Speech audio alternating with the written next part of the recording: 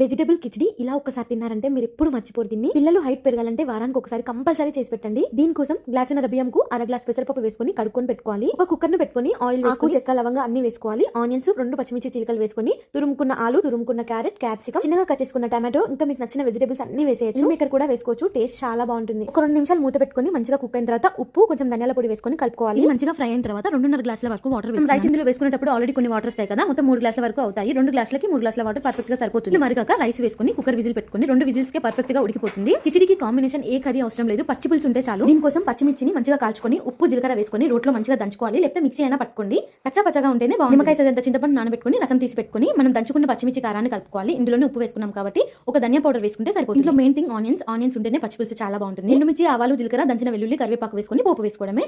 దీనికి ఏ కర్రీ అవసరం లేదు. పచ్చి పులుసుతో కిచిడి తింటుంటే ఎంత తిన్నామో కూడా తెలియదు, అంత బాగుంటుంది. పిల్లలకైతే చాలా మంచిది. ఒక డాక్టర్ చెప్పారు, పిల్లలు మంచిగా ఎదగాలంటే, హైట్ పెరగాలంటే వెజిటబుల్